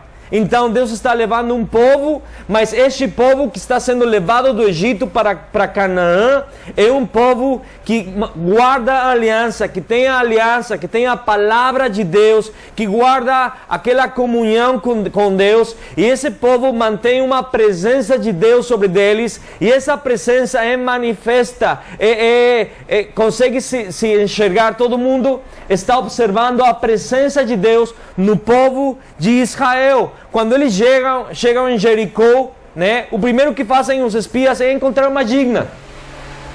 Encontraram uma pessoa. Quem foi? Raabe. Quem é Raabe? Mesmo que ela era prostituta, né? Foi uma mulher que teve uma fé de salvação. Ela entendeu que Israel e o Deus de Israel era a salvação. E que Deus estava com eles. E que eles iam arrasar. Eu fico admirado do que ela fala. Todo o povo desmaiou. Todo mundo está com pânico, terror de vocês, porque sabem o que Deus fez no Mar Vermelho. Eles sabem o que Deus tem feito com vocês no percurso do deserto. E eles sabem que o Senhor tem entregue a cidade para vocês, né? Eles encontraram a pessoa digna. E você observa na toma de Jericó, primeiramente, eles se apegam à palavra de Deus. Deus falou para Josué: você vai dar uma volta por 6 dias, junto com a Arca da Aliança. Os sacerdotes vão ter os chofares, né? Vão tocar os chofares por 6 dias. No final, no 7º dia, vão dar 7 voltas. O povo vai ficar calado, mas no final, na última volta, vão tocar as trombetas, os sacerdotes. E o povo vai gritar forte, vai bradar, né? E o que faz Israel? Se apega à palavra. Gente, era muito doido fazer essa parada. Era ilógico, não era racional, não era uma coisa correta, era de doido. Alguém poderia ter falado: "Oh, Josué, você perdeu um parafuso, né? Você endoidou. Acho que o sol do deserto acabou com você. Você tem que mandar uma estratégia militar. Você tem que falar como nós podemos fazer." Não. Deus falou simplesmente: obedeçam uma indicação. Façam. E o povo se apegou à palavra, né? Outra coisa, eles colocaram a Arca da Aliança, que simbolizava a presença de Deus, fala do pacto, fala da promessa, e eles encontraram a Raabe. Quem foi Raabe? Uma digna, uma mulher que teve a fé no Deus de Abraão, a fé no Deus do povo de Israel. Então nós vemos aqui o evangelismo do Antigo Testamento. Deus sempre tem feito evangelismo por toda a Bíblia. O evangelismo não é coisa nova do Novo Testamento. Deus sempre usou o povo de Israel para evangelizar as nações, para falar que tinha um Deus real, um Deus vivo. Todos os milagres no Egito, todos os milagres no deserto, o milagre da conquista foi a manifestação do Deus vivo no meio dos deuses falsos da terra. E Deus sempre deixou uma porta em Israel para todo aquele que quiser se ajuntar à fé do povo de Israel.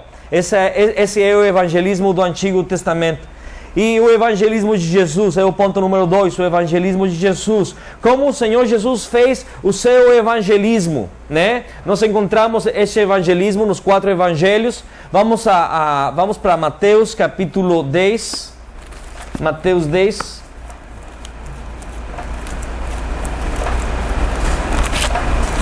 No versículo 1.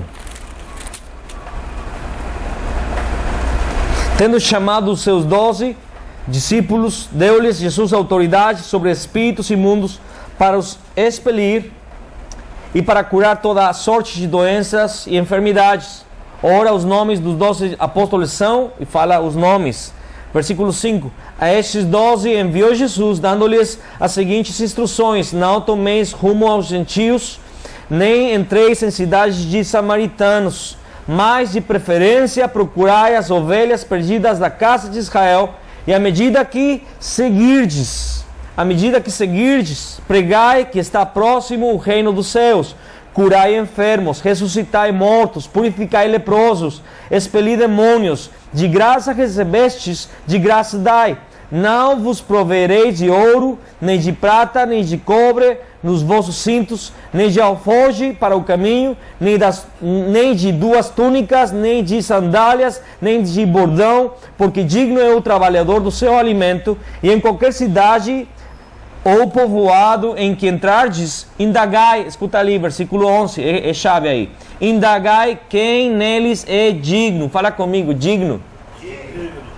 Quem deles é digno, e aí ficai até vos retirardes. Ao entrardes na casa, saudai-a. Se com efeito a casa for digna, venha sobre ela a vossa paz. Se porém não o for, torne para vós outros a vossa paz.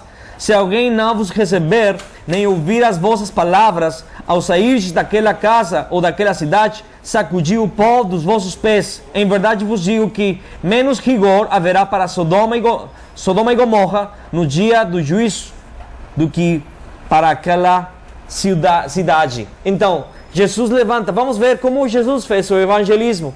Jesus levanta 12. Esses 12 tinham a palavra, né? Tinham um pacto de Jesus, tinham a aliança de Jesus. Enviou eles de 2 em 2 e ele falou para eles: vão para as cidades, não procuram os gentios, vai para as ovelhas perdidas da casa de Israel e procura a pessoa digna. Isso é chave no evangelismo da Bíblia. No evangelismo bíblico você pode fazer campanha, você pode fazer show, tudo isso é legal, mas o resultado é um. Mas quando você se apega ao evangelismo da palavra, a chave é procurar o digno, a digna, a família digna, a pessoa digna. E o que nós estamos fazendo aqui? O que nós estamos fazendo no Rio é procurar os dignos, As pessoas que vão abraçar a palavra, vão abraçar este pacto, o pacto do evangelismo, da evangelização mundial.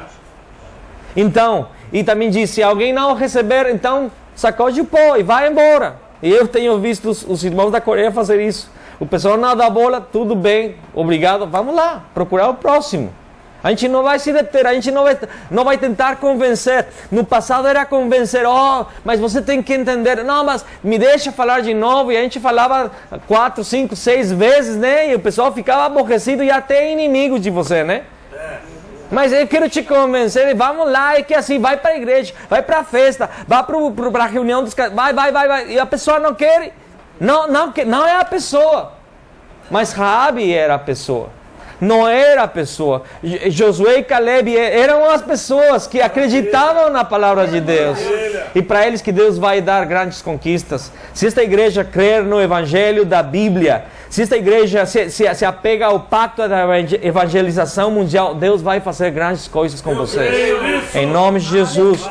Porque não é um evangelismo de esforço humano. Não é pela força, não é pela violência, é pelo Espírito do Senhor. Zacarias capítulo 4, amém? Agora vamos para Lucas capítulo 10, por favor. Lucas 10.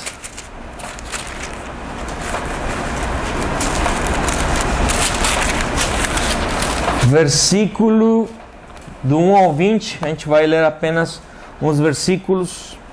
Depois disto, o Senhor designou outros 70. Então, aqui tínhamos visto que ele pegou 12 pessoas, mas agora ele pega 70. Muitos acreditam que eram discípulos de João, que acabou de ser decapitado, tá? Então, e os enviou de 2 em 2 para que o precedessem em cada cidade e lugar onde ele estava para ir. Ele lhes fez a seguinte advertência. Vamos ver as instruções de Jesus. A seara é grande, mas os trabalhadores são poucos. Rogai, pois, ao Senhor da seara que mande trabalhadores para a sua seara. Ide, eis que eu vos envio como cordeiros para o meio de lobos. Não leveis bolsa, nem alforje, nem sandálias, e a ninguém saúdes pelo caminho. Ao entrardes numa casa, dizei antes de tudo, paz seja nesta casa. Se houver ali, agora fala comigo, repete, um filho da paz. Um filho da paz. Amém. Essa é a chave. O digno também é chamado de filho da paz. Repousará sobre ele a vossa paz, se não houver, ela voltará sobre vosotros, sobre vós. Então, nós vemos aqui também o mesmo princípio. Jesus não fugiu do princípio que ele tinha colocado para os 12. Então, vão lá, mas entra numa casa, Sayudaia. O que significa isso? Oi, bom dia, tudo bem? Show de bola. Como está o senhor? Como está a senhora? Ó de casa. Nós falamos assim aqui também. Ó de casa. Ó de casa. Tudo bem. Como nós podemos traduzir isso para os nossos dias? Boa tarde. Gostaria você que eu falasse do Evangelho para a senhora? Poderia eu gastar 5 minutos com você falando da palavra de Deus? É procurar o digno, a pessoa de paz. Tem elas. Essas pessoas estão no Rio de Janeiro. Aleluia. Essas pessoas estão em volta desta igreja. Tem pessoas de paz, tem pessoas dignas. Até pode ser uma prostituta. Como foi Raabe. O menosprezado, o que ninguém quer, o que todo mundo jogou fora. Pode ser essa pessoa, a pessoa digna. Estão ali, amém? Agora, vamos reforçar este princípio de Jesus, porque esteve também não somente no direcionamento que deu para os 12, para os 70, mas nas parábolas, ele falou deste princípio. Vamos para Mateus capítulo 13. Mateus 13. Ou 13, perdão, é 13, né? 13. 13, obrigado. Eu às vezes confundo o som de Z e C, não sei onde colocar. Aí eu troco, né? Mateus 13.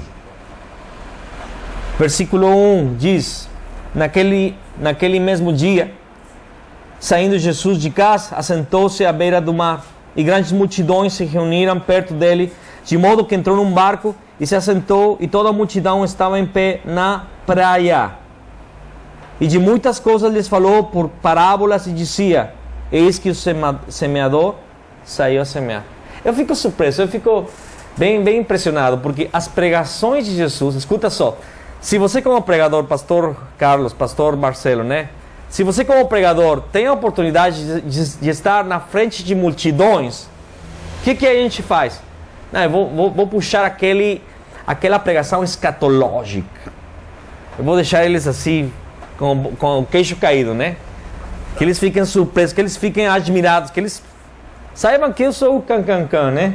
Aqui da parada. Bambambam, desculpa. Cancancan é outra coisa já. Então, mas Jesus falou da parábola, né, do semeador. O semeador saiu para sembrar. E ao semear, uma parte caiu à beira do caminho, e vindo as aves, a comeram. Outra parte caiu em solo rochoso, outra onde a terra era pouca, e logo nasceu, visto não ser profunda a terra. Saindo, porém, o sol a queimou, e porque não tinha raiz, secou-se. Outra caiu entre os espinhos, e os espinhos cresceram e sufocaram.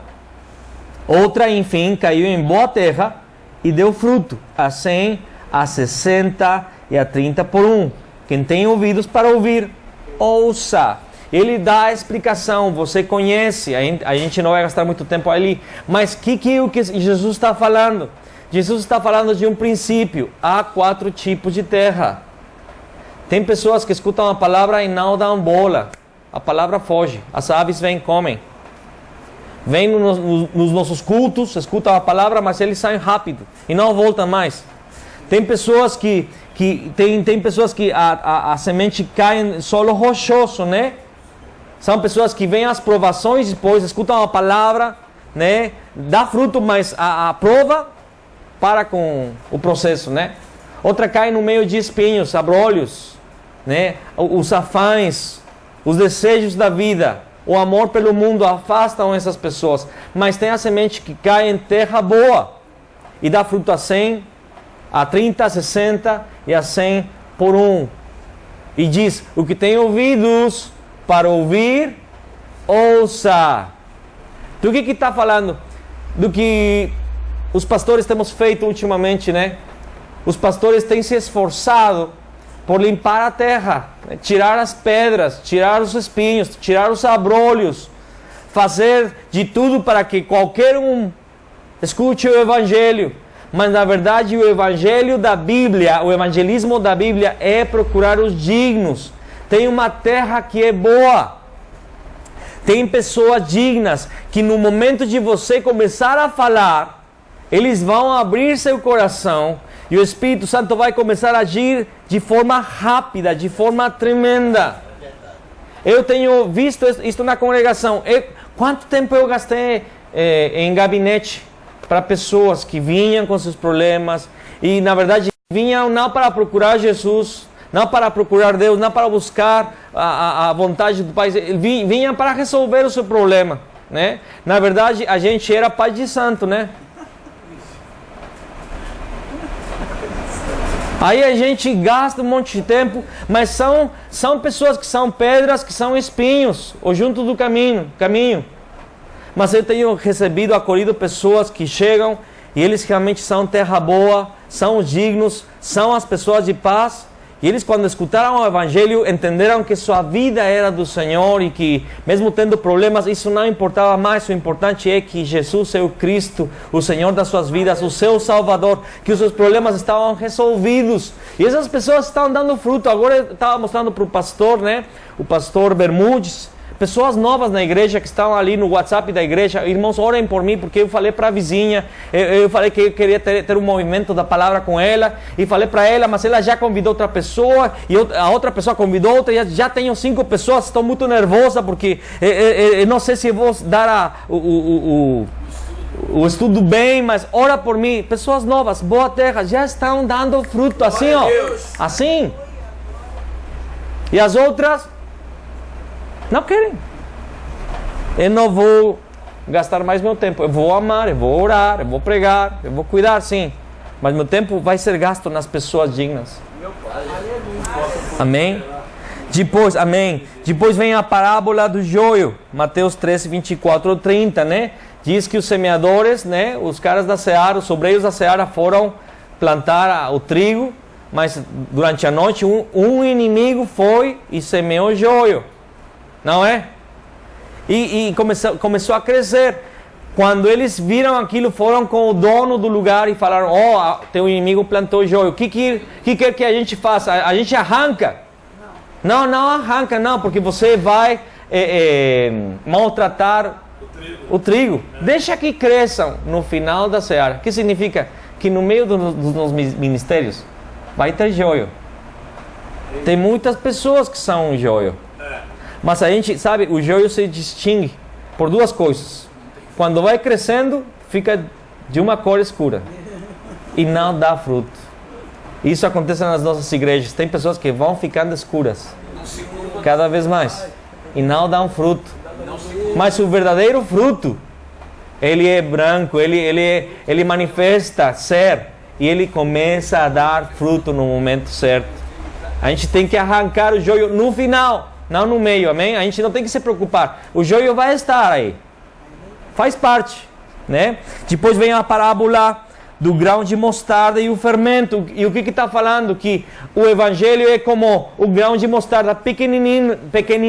Você tem tido um grão de mostarda, é uma coisa bem insignificante, bem pequena. Mas fala que como o evangelho, quando chega na pessoa certa, começa a desenvolver os frutos, né? Chega a ser a maior árvore dos arraiales, a mostarda e o fermento. Um pouquinho de fermento faz que enche a massa toda, não é? Isso é o evangelho, assim é. Parábola do tesouro perdido, escondido e da pérola de grande valor está em Mateus 3, 44 e 46. E do que está falando esta parábola do tesouro escondido e da pérola? Diz a palavra que uma pessoa encontrou um tesouro, não diz o que, mas encontrou um tesouro numa extensão de terra. O que ele fez? Ele foi e vendeu tudo para comprar aquele terreno. No mesmo o caso da pérola, o cara encontrou uma pérola de grande valor e vendeu tudo para comprar a pérola. Do que está falando? Que nós, como obreiros e pastores, ao encontrarmos ao digno, ao encontrarmos ao homem ou mulher de paz, temos que dar todo para essa pessoa. Porque essa pessoa que vai dar os frutos do reino ao 30, ao 60 e ao 100. O joio você deixa lá, tá? Deixa ele lá. Mas você vai gastar tudo para adquirir a pérola, para adquirir o tesouro, amém? Depois vem a parábola da rede, Mateus 13, do 47 ao 48. E também ali explica de forma muito simples. O pescador joga a rede, pega os peixes e depois, quando tem os peixes, pega os bons e joga os ruins. Isso está falando de darmos o tempo para os dignos, de assimilar, de enxergar quem é digno dentre a multidão, no meio da seara. Agora, cuidado com esta linguagem. Eu estou falando esta linguagem no meio de liderança, de pastores. A gente não vai falar isto para o povão, né? Não queremos ferir corações, nem queremos que as pessoas pensem, eles vão ter preferitismo. Não. Mas no Espírito a gente tem que enxergar. A gente tem que dar aconselhamento para todos, a gente tem que dar tempo, oração para todos, o nosso amor e permitir que o Senhor, porque o Senhor é quem sabe, né? Mas quando você consegue enxergar as características do trigo, da pérola, do tesouro, da boa terra, aí você pensa, aí eu vou gastar meu tempo, aí eu vou dar minha vida, aí eu vou estar, aí. Então, o segredo, a chave é encontrar o digno. Mateus 28, versículo 18 ao 20 diz: Ide, portanto, fazei discípulos a todas as nações, batizando-os em nome do Pai e do Filho e do Espírito Santo, ensinando-os a guardar todas as coisas que vos tenho ordenado. E eis que eu estou convosco todos os dias, até a consumação do século. Então, qual é a chave? Qual é o segredo? Então, é encontrarmos o digno, encontrarmos a pessoa da paz, gastar tudo que nós temos, né? Vender tudo para adquirir isso, essa pessoa, mas fazer discipulado. E qual o discipulado? O discipulado do Evangelho da Bíblia, que Jesus é o Cristo. Para isso que nós temos um material que se chama Movimento da Palavra. E estou passando agora para o tema Movimento da Palavra. Você pode depois estudar na apostila, como está descrito aí, está destrinchado o evangelismo da igreja primitiva ao longo do livro de Atos. Você pode depois estudar em casa, amém? Mas o que é o movimento da palavra? Então, você encontrou o digno, você encontrou a pessoa certa, você encontrou a pessoa da paz, e você vai fazer o que diz Atos 5:42. E todos os dias, no templo e de casa em casa, não cessavam de ensinar e de pregar Jesus o Cristo. Você vai gastar todo o seu tempo ensinando que Jesus é o Cristo. Mas, irmão, isso é um tema? Não, isso é toda a Bíblia, querido. Os 66 livros falam que Jesus é o Cristo. A gente não enxergava, mas agora você vai começar a enxergar. Eu te garanto. Isso aconteceu comigo. Eu escutei a mensagem, depois quando eu comecei a ler a Bíblia, pensei, puxa vida, aqui está o Cristo, aqui está o Cristo, aqui Jonas, aqui está o Cristo, Caleb, aqui está o Cristo, Davi, aqui está o Cristo. Cristo está por todo quanto é canto da palavra. E você vai dar discipulado, você vai assumir a responsabilidade dessa boa terra, e você vai gastar o seu tempo discipulando, sem cessar. A palavra não cessavam de ensinar, que é discipulado, e de pregar, evangelismo. Porque você encontrou o digno, você fica discipulando, é ensino. Mas continua pregando, porque você continua procurando as boas terras que estão ali. Você continua procurando pérolas. Você continua procurando tesouros. Você continua procurando bons peixes. Amém? Mas você continua discipulando. São duas mãos. São dois lados do evangelismo. Amém? Discipular e seguir procurando por mais dignos. Amém? E esse foi o evangelismo de Jerusalém no início. Né? Atos capítulo 1, no versículo 4, Jesus falou, fica em Jerusalém. No versículo 8 diz, vocês vão receber o poder para ser as minhas testemunhas em Jerusalém, Judeia, Samaria e até os confins da terra. No versículo 11, os anjos, dois anjos, né, falam, Jesus vai voltar. Assim como vocês viram ele ser assunto aos céus, ele vai voltar. Atos capítulo 1, 13 ao 14, narra como os discípulos e 120 pessoas permaneceram esperando a promessa. Atos capítulo 2, versículo 1 ao versículo 4, é relatado a manifestação do Espírito Santo, né? E do versículo 9 ao 11, 15 nações escutaram o Evangelho, né? Escutaram através das línguas o Evangelho, o louvor ao Senhor. E logo em Atos capítulo 2, versículo 36, Pedro fez aquela pregação para declarar que Jesus era filho de Davi e que Davi tinha profetizado em relação a Jesus. E ele finda seu tema dizendo, saiba pois, de forma eu garanto, diz para Israel, que este Jesus a quem vós crucificastes, Deus o fez Senhor e Cristo. E a galera se arrepende, né? E 3.000 pessoas aceitam o Evangelho. Isso é em Atos 2:36. Depois, em Atos 2, 41 ao 47, vemos que eles começam a discipular aquela galera. Em Atos 3, versículo 1 ao 10, na porta chamada Formosa, um coxo é curado. E Pedro começa a pregar por causa do sinal. E 5.000 varões, eles aceitam o Evangelho. Em Atos 4:4, diz a palavra que eles são perseguidos pelos fariseus, eles são perseguidos pelos sacerdotes, mas eles continuam a pregar a palavra e eles aproveitam para pregar. Eu fico surpreso, eu fico chocado quando eu vejo que os discípulos, eu vejo isso em Atos 3 e 4, eles não somente aproveitavam as oportunidades para fazer evangelismo, eles procuravam as oportunidades. Quer seja no meio da perseguição, quer seja no meio, na frente daqueles adversários, eles aproveitavam, eles pregavam para todo quanto é canto, eles jogavam a semente, porque a gente tem que jogar a semente para todo quanto é canto, né? Isso acontece ali em Atos capítulo 4, versículo 4. Em Atos 5, vemos a mentira de Ananias e Safira, né?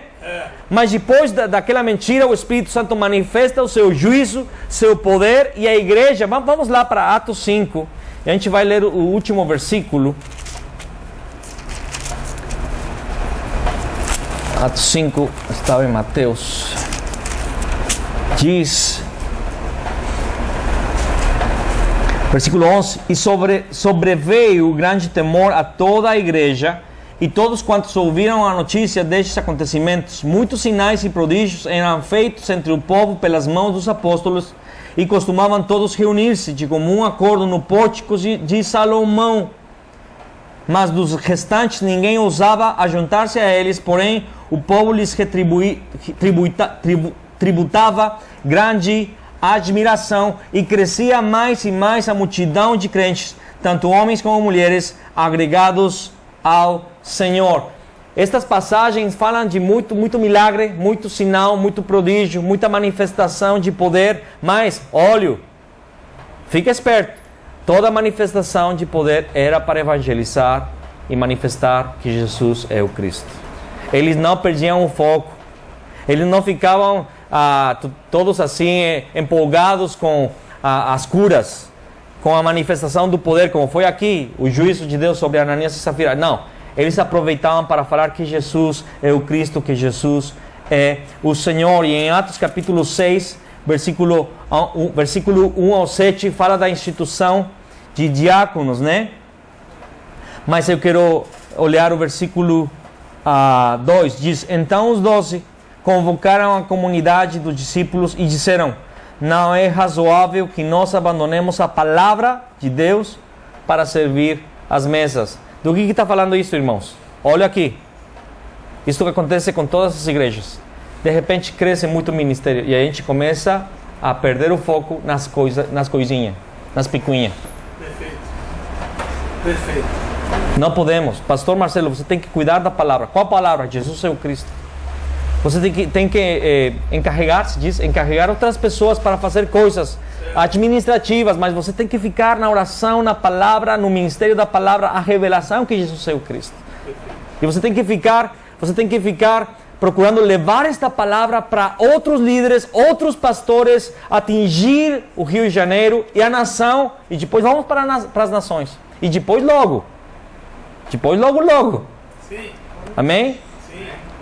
O Pedro e os apóstolos não perderam o alvo, o foco. Ei, vamos cuidar da palavra e da oração. Eles estavam pregando que Jesus era o Cristo, não iam se desviar. Amém?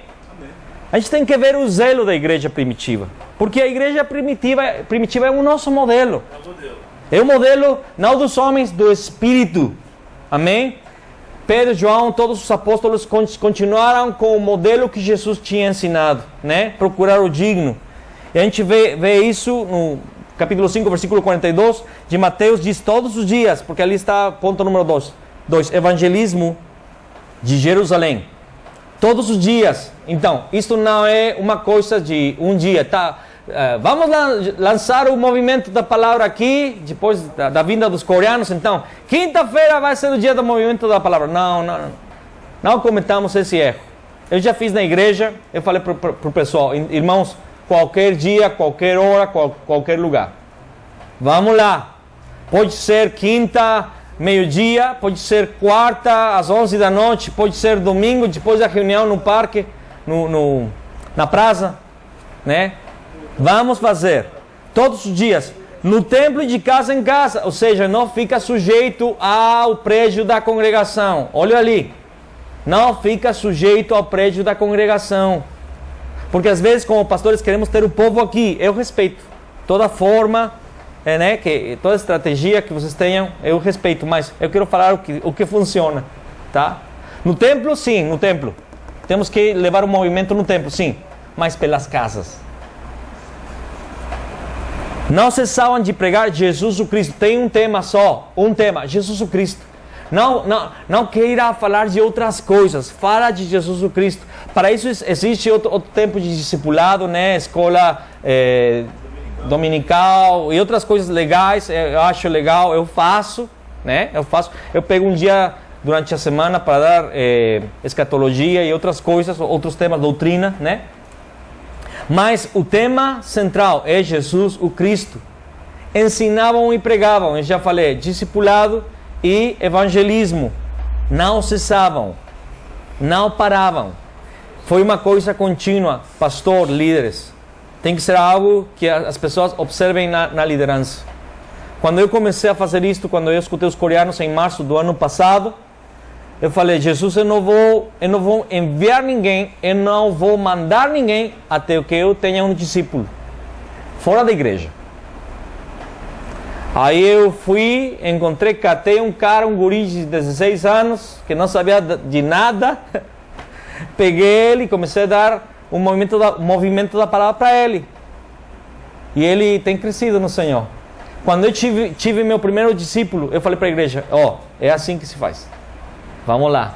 E o meu exemplo tem arrastado a igreja toda a fazer isso também. Que o movimento da palavra? O que é o movimento da palavra? Não é um estudo somente. Não é um estudo somente. O que é um estudo? Um estudo tem 15 capítulos, tem 15 itens, quesitos, né? Numa hora você fala de uma coisa e outra coisa depois.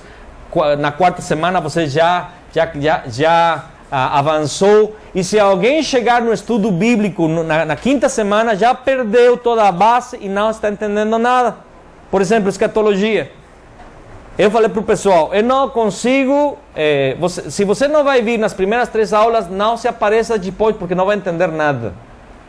Porque é um estudo. Mas o movimento da palavra não é um estudo, é explicar que Jesus é o Cristo toda vez.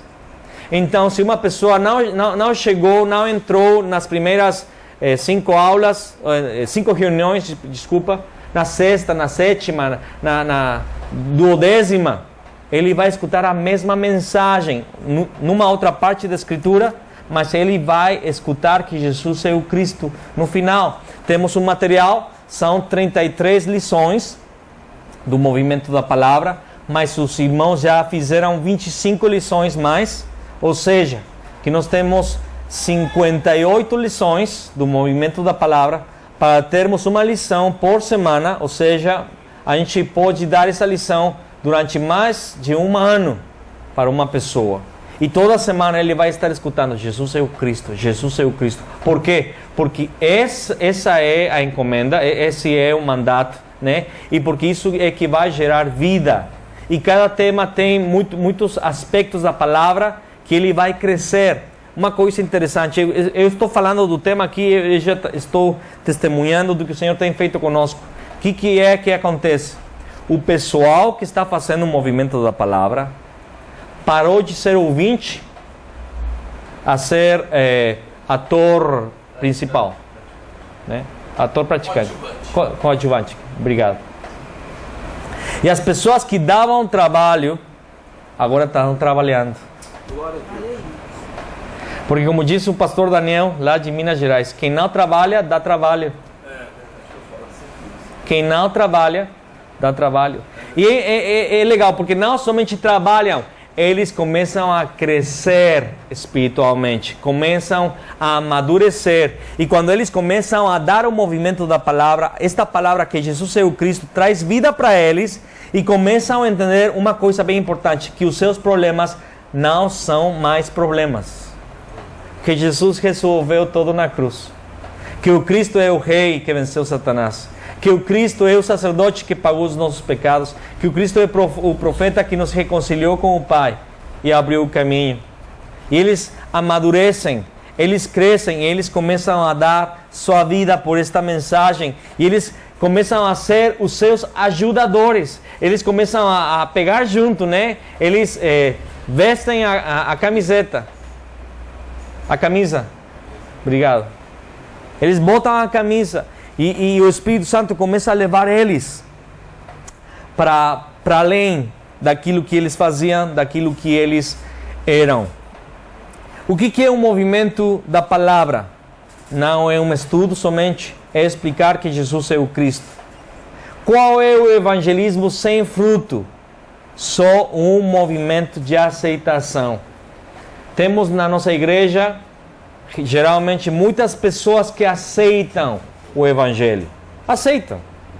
Estou com você, pastor. Aceito. Eu acredito, sim. Mas não fazem nada. Isso não é o evangelho.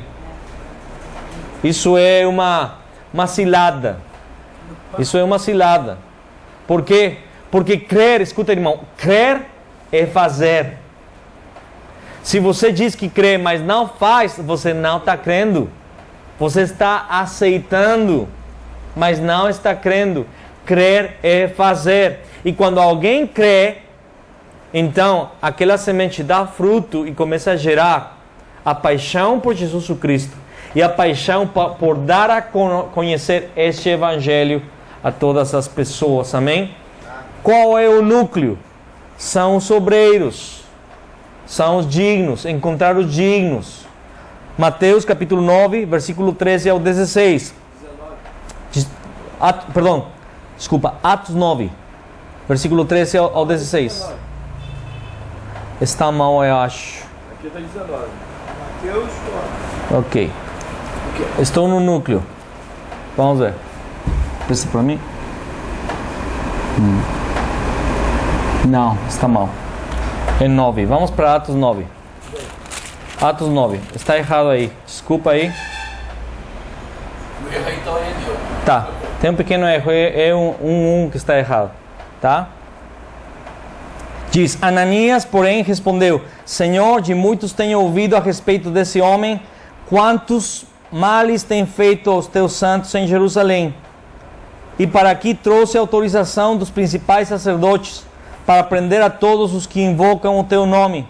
Mas o Senhor lhe disse: Vai, porque este é para mim um instrumento escolhido para levar o meu nome perante os gentios, os reis, bem como perante os filhos de Israel. Pois eu lhe mostrarei quanto lhe importa sofrer pelo meu nome. Então Ananias falou: Senhor, por que você está me enviando para aquele homicida? Vai me matar. Ele é um perseguidor da igreja. Deus falou: não, ele é um instrumento útil. Tem pessoas lá fora que são instrumentos úteis, que o Senhor quer usar. E o Senhor vai te enviar. São dignos. Escuta só, Paulo era um digno, só que nem ele, nem a igreja sabiam. Você vai encontrar dignos até onde você não imagina. O perfil não é. O perfil não é. Mas são. E o Espírito Santo vai te enviar. Fala com aquele de cara, aquele marrento, aquele cara duro, né? Vai com ele. E depois você vai ver o que essa pessoa, mulher ou homem, vai fazer.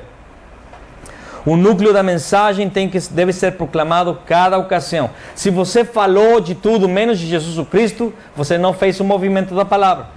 Tá? Você tem que falar que Jesus é o Cristo. Isso é o núcleo. A mensagem tem que ser proclamada. Horário. Aquele horário que a pessoa pode. Pode ser num lugar fixo. Pode ser se movendo. Os coreanos levaram o movimento da palavra para as universidades, né? Com os estudantes. Imagino que fosse também nos quartos onde eles moravam, né? Nos apartamentos que eles estavam. Mas minha esposa está levando o movimento da palavra. Ela pega um cubo, tá? Vai para a rua, senta na calçada com os velhinhos que ficam ali, e ali dá um movimento toda terça e toda quinta-feira. E os velhinhos estão chamando pessoas do bairro todo. E o movimento da palavra no meu bairro está sendo pregado por minha mulher, lá no bairro. Começou com um velhinho de 90 anos. O cara aceitou, ela falou: você quer escutar o evangelho? E ele falou: quero. Assim, quero. E começou. Agora são 2 velhinhos. E já eles contataram minha mulher com mulheres do bairro que querem ouvir a palavra. Glórias a Deus. É diferente de um estudo bíblico e é benéfico. O que é benéfico ao movimento da palavra? Os não crentes. Procura os não crentes, tá? Os novos crentes também. pessoas que acabam de começar, comissionados, você tem que levantar um grupo de comissionados, pessoas que peguem junto, tá? Isso tem que ser um movimento da congregação, da igreja para o Rio de Janeiro e gerar discípulos, amém? Isso tem gerado muita vida no nosso ministério. Não é um método, é a vida da igreja. É a substância, a essência da igreja. Irmãos, não é um método, é a essência da igreja. A igreja tem que ser proclamadora do Evangelho de Jesus, o Cristo. Amém? Então, vamos para a segunda sessão, tá? Não sei. Direito, vamos ter um recesso de quanto tempo, Mu?